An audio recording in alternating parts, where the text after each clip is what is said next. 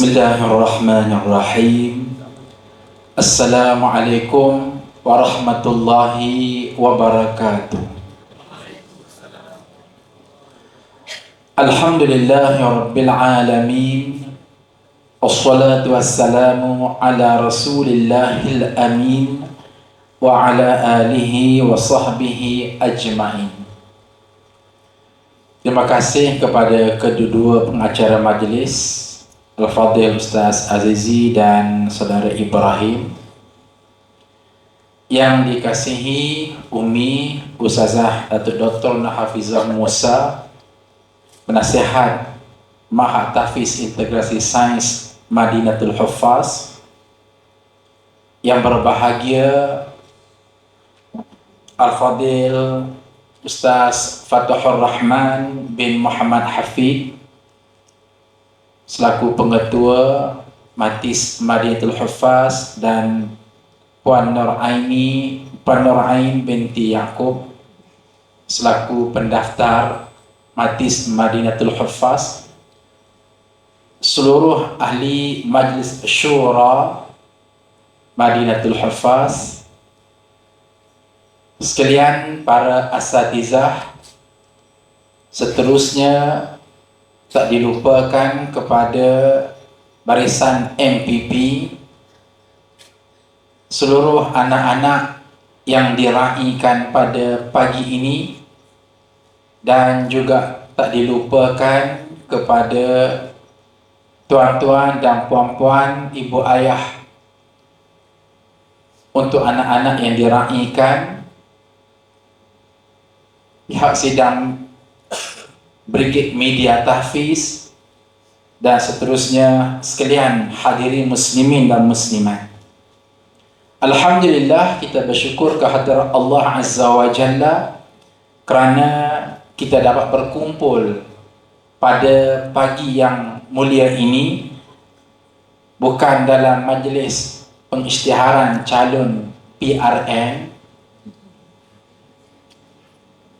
yang sedang berlangsung hari ini dalam penamaan calon di luar sana, tetapi perhimpunan dalam haflah takrim tahun 2022. Dalam kesempatan yang ringkas ini, izinkan Ustaz berkongsi beberapa hal yang menjadi kepentingan kita bersama. Pertama sekali ialah berkenaan dengan prestasi kejayaan anak-anak di Madinatul Huffaz untuk sesi tahun 2022, yang mana detailnya ada dalam buku yang diberikan kepada tuan-puan tentang prestasi pencapaian, dan dalam tajuk analisis SPM tahun 2022. InsyaAllah semuanya jelas, transparan, peratus kelulusan sekolah, perbandingannya tahun 2021 99%, dan tahun 2022 99.6%.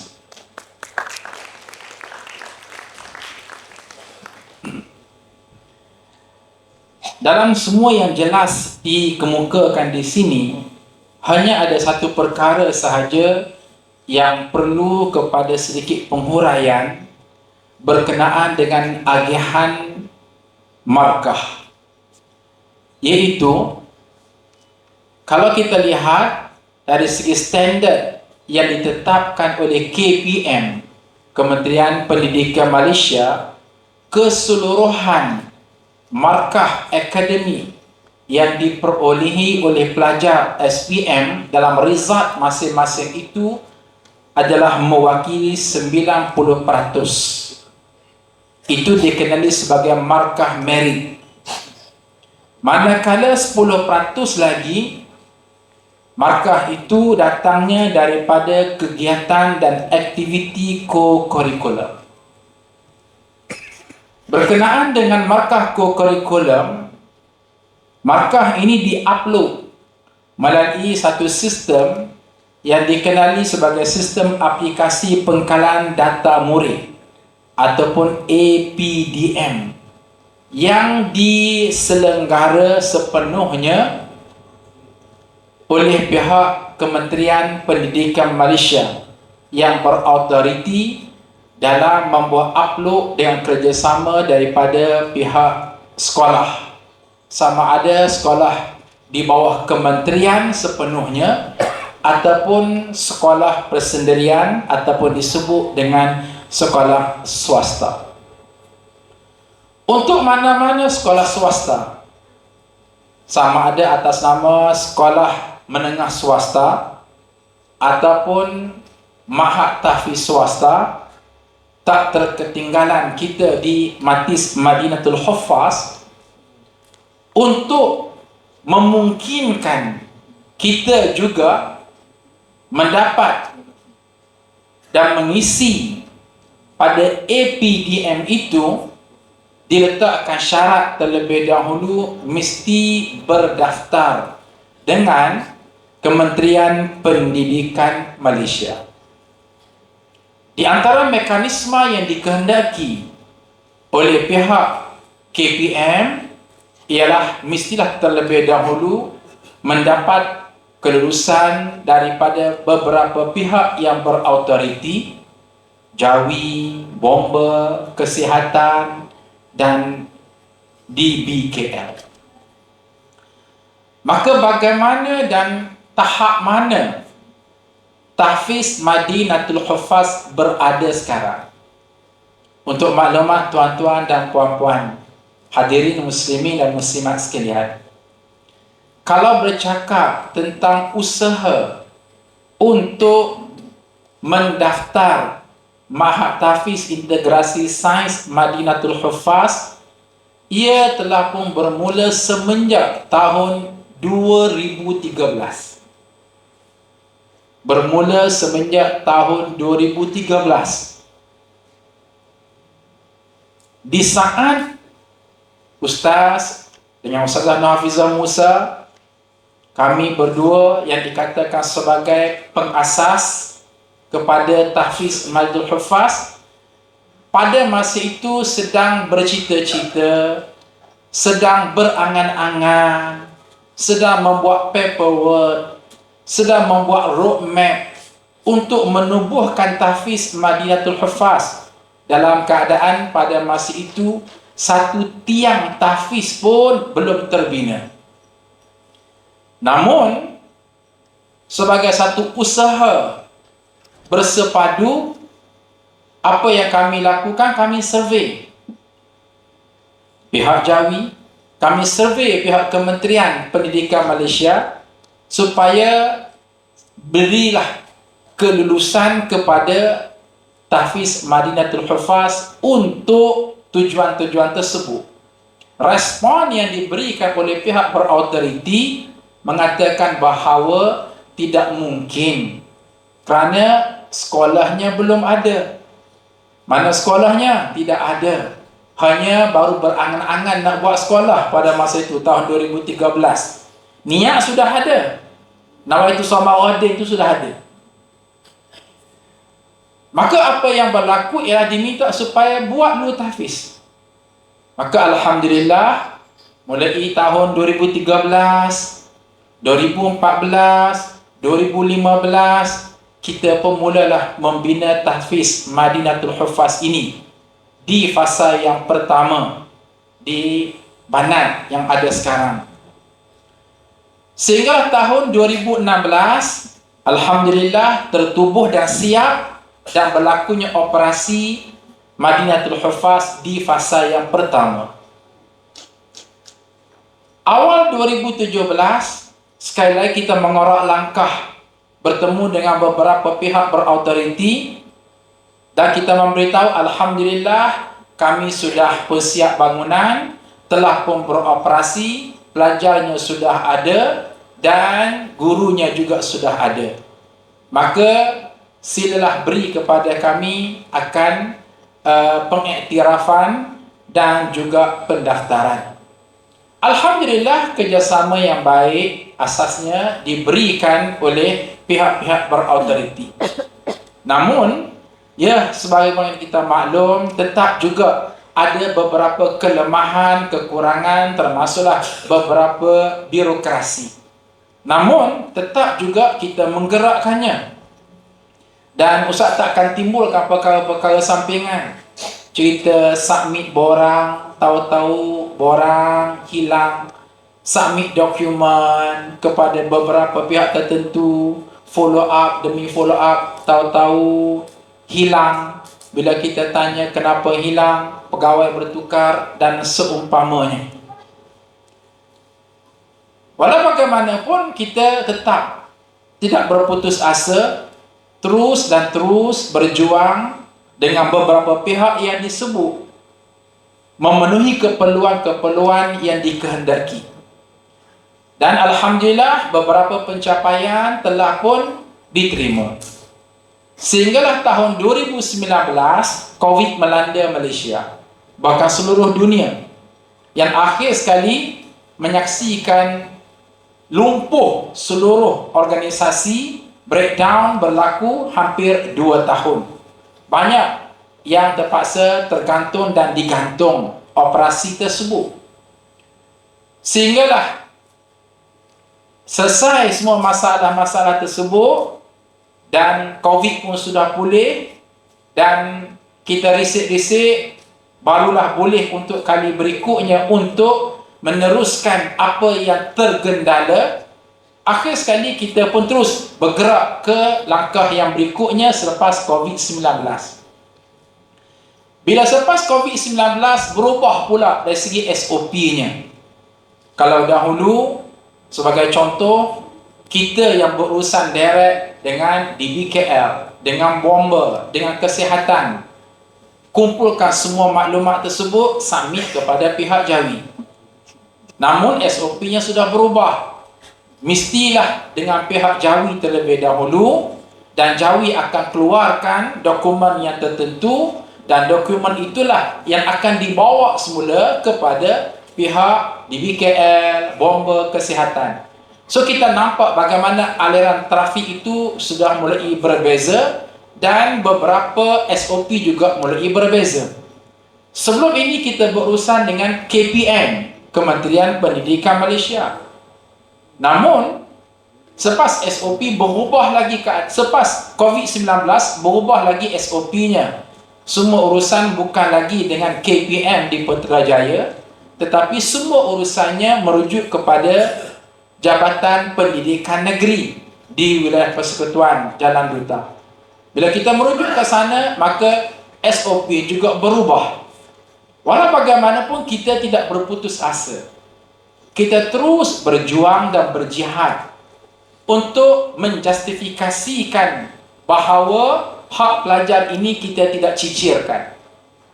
Maka, langkah sehingga hari ini, sehingga saat ini, sehingga majlis takrim diadakan pada hari ini, kalau ditanya sejauh mana ke pencapaian yang telah pun kita buat, ialah kita di peringkat akhir membuat dokumentasi dengan beberapa pihak dan insya-Allah akan melangkah ke satu tahap penilaian, dan insya-Allah selepas penilaian itu akan berakhir dengan perolehan status pendaftaran. Kita nampak kronologinya sedemikian rupa. Dan ini bukanlah perkara yang tidak normal. Ini perkara yang normal. Normal apabila kita juga ada jaringan dengan beberapa sekolah-sekolah swasta yang lain, mak-mak tahfiz swasta yang lain, untuk mendapatkan solid pendaftaran itu memang take time. Memerlukan masa. Beberapa tahun, 3 ke 4 tahun, dan kita juga berada dalam kerangka duration tersebut campur dengan COVID-19. Jadi insya-Allah biiznillah sama-sama kita mendoakan kegigihan daripada pihak asatizah, pihak pengurusan terus berjuang dan berjuang untuk mendapatkan hak yang dinamakan 10% tersebut. Akan tetapi saudara dan saudari muslimin dan muslimat sekalian, Itu bukan alasan untuk kita nak merintih dek kita tak dapat 10% itu. Apakah walhasil hujung jatuhnya anak-anak kita meleset keputusan mereka, tak berjaya untuk melangkah ke peringkat yang lebih tinggi, wa imma di peringkat diploma, STAM, STP ataupun asasi sains? Jawabnya tidak. Alhamdulillah, biiznillah, dengan izin Allah Azza wa Jalla, rekod menyaksikan bagaimana setiap tahun alumni yang tamat belajar di Tahfiz Madinatul Huffaz berjaya sahaja masuk ke peringkat yang lebih tinggi, sama ada diploma ataupun asli sains ataupun di peringkat STP dan sebagainya. Sebagai contoh, Ustaz bacakan di sini, tidak ada lampiran dengan tuan-puan. Untuk keputusan tahun 2022, ni anak tuan-tuan dan puan-puan sekalian, daripada 80 orang pelajar-pelajar yang tamat, kita telah pun berjaya memperolehi data seramai 78 orang yang respon, 2 orang yang tidak respon, di mana maklumat ke mana mereka ini pergi. Izinkan Ustaz membacanya. 3 orang ambil STAM, 5 orang pergi ke tingkatan 6, 1 orang matrikulasi sains komputer di Pulau Pinang, 54 orang mengambil diploma dalam berbagai-bagai bidang. Banyak pecahan di sini yang pergi. Ada yang diploma tahfiz, bola qiraat, di QU, di UNIZA, diploma syariah Islam, Al-Quran dan Sunnah, opsi English Language, USIM, diploma syariah, syariah perundangan, UITM, sains komputer, diploma sains, pengusaha umrah ziarah, pengajian perniagaan, pengajian insurans, kimia perindustrian, pengajian perbankan, pengusaha halal, muamalat, pengusaha pelancongan, sistem maklumat perakaunan, office management, pengusaha hotel, ukur bangunan. Tak apalah nak sebut lah ya. Sebagai ini juga sebagai meraih kepada kejayaan anak-anak kita semua. Daripada UTHM, teknologi maklumat, ada yang pergi ke Universiti Islam Pahang Sultan Ahmad Shah untuk ambil computer science, ada yang pergi ke UTPM ke computer science, ada yang politeknik, kejuruteraan elektrik, kejuruteraan mekanikal, animasi digital. Tuan-puan jangan rasa pelik tau, kenapa ni habis belajar tahfiz kemudian ambil jurusan-jurusan yang bukan agama. Ya, mungkin agak pelik, tetapi bila menimpa kepada anak ustaz sendiri, ustaz rasa tidak pelik. Menimpa yang bagaimana? Salah seorang anak ustaz yang tamat di Madinatul Huffaz, memang dapat pun di UIA dalam pengajian ilmu wahyu, tapi akhir sekali beliau memilih jurusan yang lain. Itulah jurusan analisis pelaburan, untuk menjadi seorang investor dan trader. Sanggup pergi ke mana? Pindah daripada UIA pergi ke UITM. Biarkan, pokoknya ialah realiti, rencam dan kepelbagaian yang ada di Madinatul Huffaz. Terus termasuklah ada yang masuk ke asasi sains di KUIS, UNICEF, UMK Kelantan, UIAM, UPNM. Termasuklah ada 5 orang daripada lepasan baru-baru ini yang pergi ke luar negara. 4 orang pergi ke Universiti Yarmouk, ambil di jurusan Dirasah Islamiyah dan Bahasa Arab, dan seorang pergi ke Tunisia mengambil bidang syariah. Itulah dia, kesemuanya 78 orang. Semua mereka ada tempat dan mereka terus belajar menekuni pembelajaran mereka. Berikan tepukan paling gemuruh untuk anak-anak kita. 2 orang lagi kita sedang mencari di mana mereka menghilang, ya. Semuanya adalah 80 orang.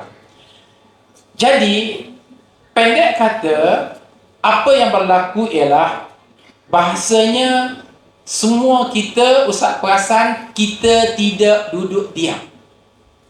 Ini yang Ustaz perasan. Semua kita tidak duduk diam. Tidak duduk diam ini bila Ustaz suluk, dia bermula daripada pihak tahfiz, guru-guru tu sendiri. Daripada pihak guru-guru, asatizah, daripada pihak pengurusan, daripada pihak warden, alhamdulillah telah pun berusaha untuk memberikan yang terbaik kepada anak-anak pelajar. Dan di pihak pelajar juga, dalam observation yang Ustaz buat, juga Ustaz guna perkataan tidak duduk diam. Tidak berada sejuk beku. Tak. Mereka belajar dan belajar. Yang Ustaz gunakan istilah lailuha kanahariha. Siang macam malam, malam macam siang. Kadang-kadang bersilat-silat mereka ni. Sekejap hafazan Quran, sekejap akademik, sekejap diniyah, sekejap kepimpinan, sekejap kurikulum, sekejap tu, sekejap sini. Bahkan kalau di peringkat asatizah pun tak duduk diam. Sampai ke peringkat berlakunya apa yang disebut berkelahi dalam keseronokan. Berkelahi apa dia? Berkelahi untuk berebut masa. Saya naik masa ni, saya naik masa nak belajar. Alhamdulillah tak duduk diam. Di peringkat kita mengusahakan hal-hal yang saya sebut kronologi tadi. Juga pihak pengurusan Puan Ain dan timnya tak duduk diam.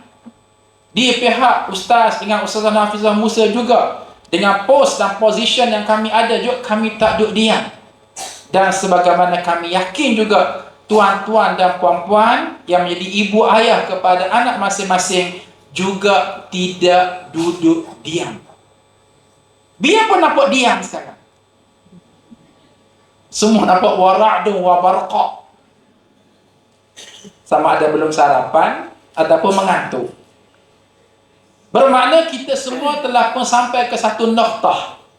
Sampai satu noktah bahawa insya-Allah by hook by crook kita akan all out habis-habisan untuk kita mencapai cita-cita yang kita kehendaki, supaya insya-Allah biiznillah dengan izin Allah Azza wa Jalla kita mahu mengangkat Mahad Tahfiz Integrasi Sains Madinatul Hufaz menjadi tahfiz yang benar-benar menaungi pelajar, kemenjadian pelajar, berjaya mencetak pelajar terbaik dari segi akhlaknya, hafazan Al-Quran 30 juzuknya, akademiknya, diniyahnya, kepimpinannya, supaya insya-Allah kita harap benih-benih inilah yang bakal menjadi menggantikan pelepah-pelepah tua yang ada di luar sana untuk menjadi baik. Ustaz nak menafikan seketika isu. Contoh di BKL bercakap dalam rekod mereka tidak ada Mahad Tahfiz Integrasi Sains yang terbesar swasta kecuali di Tahfiz Madinatul Hufaz. Alhamdulillah, Masya Allah, kita terima. Walaupun Ustaz sendiri bukan evaluate perkara tersebut, tak nilai pun, tapi diam tak diam orang yang menilainya. Akhir sekali, apa saja pergerakan di Madinatul Hufaz sentiasa di zoom in oleh banyak pihak. Mereka tengok kita dari segi akademi, mereka tengok kita dari segi pencapaian, mereka tengok kita dari segi akhlak, mereka tengok kita dari segi modus operandi, mereka tengok kita dari segi disiplin. Jadi itu juga ialah kadang-kadang menjadi stres pada kita, tetapi kita tukar stres tersebut menjadi satu motivasi untuk kita buat yang terbaik atas nama fastabiqul khairat.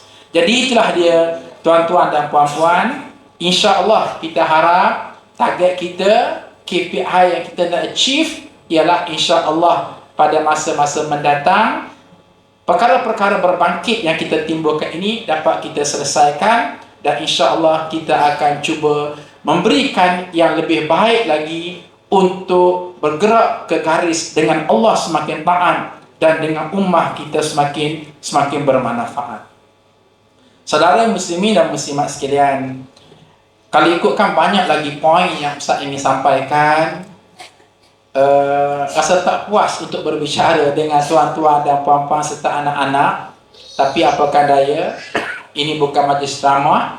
Anggaplah apa yang disebut oleh tuan pengetua, oleh Ustaz Nafizah Musa, gabungkan menjadikan itu sebahagian daripada ucapan Ustaz dalam majlis perasmian ini. Maka sebagai mengakhirinya sebagai mengakhirinya, Ustaz mengajak untuk sama-sama kita merasmikan haflah takrim Mahad Tahfiz Integrasi Sains Madinatul Huffaz tahun 2022 dengan sama-sama kita membaca Ummul Quran secara kuat dan lantang. Al-Fatihah. A'udzu billahi minasyaitonir rajim. Bismillahirrahmanirrahim. Alhamdulillahi rabbil alamin. Ar-Rahmanir Rahim. Maliki yaumiddin. Iyyaka na'budu wa iyyaka nasta'in. Ihdinas siratal mustaqim. Siratal ladzina an'amta 'alaihim ghairil maghdubi 'alaihim waladdallin. Amin. Sekian, terima kasih. Assalamualaikum warahmatullahi wabarakatuh. Takbir. Allah. Takbir. Allah. Takbir. Allah. Sekian, terima kasih.